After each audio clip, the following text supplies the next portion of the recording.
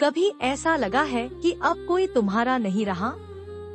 सब बदल गए, सब चले गए, लेकिन याद रखना, अल्लाह कभी नहीं छोड़ता। वो तुम्हें तब भी संभालता है जब तुम खुद को संभाल नहीं पाते। वो तुम्हारे साथ तब भी होता है जब पूरी दुनिया तुम्हारे खिलाफ होती है। रसूलुल्लाह सल्लल्लाहु अलैहि वसल्लम ने फरमाया, जो अल्लाह पर भरोसा करता है, अल्लाह उसके लिए काफी है।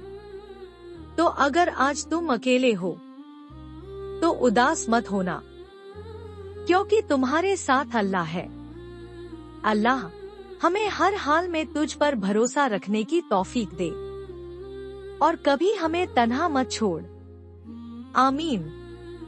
अगर ये बात आपके दिल को छू गई हो तो लाइक, शेयर, सब्सक्राइब कीजिए।